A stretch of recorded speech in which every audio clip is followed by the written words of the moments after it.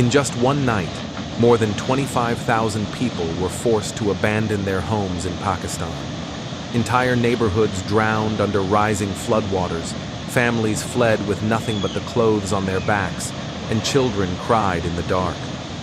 But how did the water rise so quickly? Why was the community caught off guard?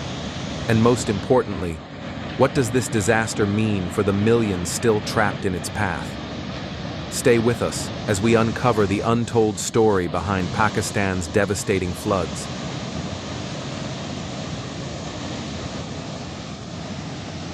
When the monsoon rains swept across South Asia this September, Pakistan's eastern Punjab province became one of the hardest-hit regions. What began as heavy seasonal rainfall quickly escalated into one of the most destructive floods in recent memory. The Chenab River, swollen far beyond its banks, surged into towns and villages, drowning streets, farmland, and homes within hours. The scale of the disaster is staggering. More than 4.1 million people across 25 districts have been affected, with over 2 million forced to flee from their homes. Entire families have been displaced, living in makeshift camps, schools, or crowded relatives' houses. Fields of crops, vital sources of income and food, have been washed away, leaving behind mud, debris, and the looming threat of food shortages. With roads cut off and bridges destroyed, rescue teams have struggled to reach stranded communities. For those who remain in flood zones, access to clean water, electricity, and medical care has all but vanished. Children and the elderly, the most vulnerable groups, face the highest risks of disease outbreaks in the aftermath. This disaster is more than just a natural event. It is a humanitarian crisis. Pakistan is no stranger to floods, but the sheer intensity of this year's monsoon has exposed the fragility of its infrastructure and the limited capacity of local authorities to respond. Each passing day adds new layers of urgency. Families without shelter risk exposure to scorching heat during the day and biting cold at night, while hospitals warn of shortages in essential medicines. The stakes extend beyond Pakistan's borders as well. In a world already grappling with climate change, Pakistan's floods stand as a stark reminder of how unpredictable and extreme weather patterns are becoming. For millions of people, this is not just a story about water. It is a story about survival, resilience, and the fight to protect human dignity in the face of overwhelming disaster. Just when rescue teams thought they had gained control of the situation, nature struck back with even greater force. Rising waters breached temporary barriers, and entire rescue boats capsized under the pressure of the current. Villagers who had waited hours for evacuation suddenly found themselves in deeper peril as the floods surged higher than expected. Unexpectedly, heavy rainfall upstream caused the Chenab River to swell again, erasing days of rescue work in mere hours. Camps that had been set up to shelter displaced families were flooded, forcing people to move yet again, this time carrying only what little they could salvage. In one heartbreaking scene, parents carried their children through chest-deep water, desperately searching for dry land, while rescue workers struggled to maintain order amid the chaos. Adding to the crisis, power outages spread across the region, plunging entire towns into darkness at night.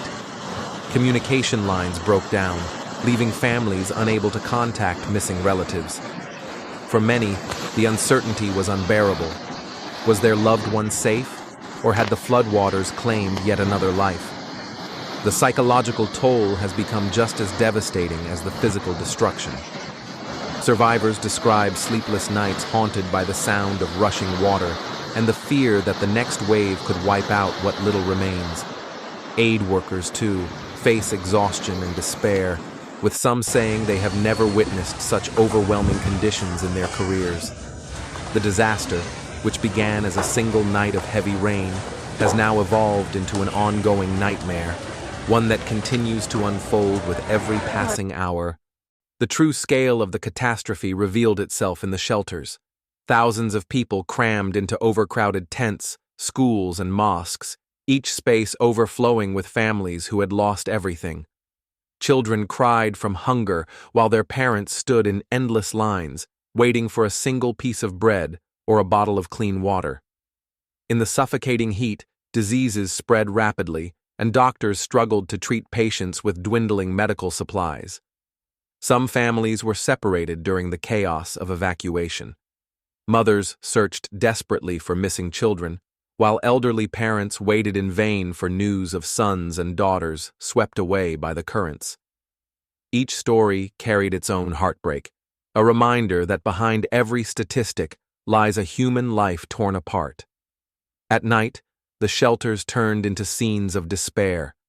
Without electricity, entire camps were plunged into darkness, illuminated only by the flickering light of candles or the glow of mobile phones. Fear hung in the air as rumors spread of more floods approaching. In one camp, volunteers described the silence of hundreds of people, broken only by sobs and whispered prayers, as families clutched one another tightly, unsure if they would see the morning light. Outside, the devastation was even more haunting. Fields once green with crops were now wastelands of mud and stagnant water. Livestock, an essential lifeline for many rural families, lay dead, their carcasses rotting in the heat and contaminating the water. Roads were blocked with debris, and rescue teams, exhausted and under-equipped, waded through waist-deep water to reach stranded villages. For many survivors, hope itself has become fragile. Aid trickles in, but never enough. A bag of rice must be shared among several families. A single medical kit must serve an entire camp. Volunteers describe choosing who to save first, a child in critical condition or an elderly man struggling to breathe, decisions that leave scars on rescuers as well as victims. This is the climax of the disaster, not just water rising and homes destroyed, but the breaking of human spirit. Yet even in the darkest hours, stories of resilience emerge. A teenage boy giving away his food ration to a hungry child, neighbors carrying the sick on their backs for miles to reach safety. In the heart of catastrophe, humanity still shines, but survival remains an hour-by-hour battle against overwhelming odds. In response to the catastrophe, Pakistan's government has mobilized its army, helicopters, and drones to deliver aid and rescue stranded families. Volunteers from across the country have joined the effort, bringing food, clothing, and medical supplies. International assistance has also begun to arrive, with Saudi Arabia and the United States sending relief shipments to support the millions in need.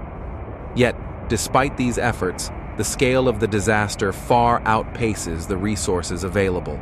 Reports indicate that the government has not yet declared a formal international emergency appeal, raising concerns that global attention may fade before the crisis is truly under control. Aid agencies warn that funding shortages could leave thousands without shelter, food, or clean water in the coming weeks. For many families, survival now depends on the speed and coordination of relief efforts and the generosity of the world beyond Pakistan's borders. But beyond immediate relief lies a deeper question. How can Pakistan, and nations like it, prepare for disasters that are growing more frequent and more destructive under the weight of climate change? Each flood, each storm, each earthquake adds to a pattern that is no longer possible to ignore. For the people of Punjab, this flood is not just a tragedy of the present, it is a warning for the future. As we close this story, one truth remains. Behind every headline and statistic are real lives, families, and dreams washed away by rising waters. The world may move on to the next crisis, but for millions in Pakistan, the struggle continues. The question we must all ask ourselves is this: will we stand with them, or let their voices be drowned out by the flood?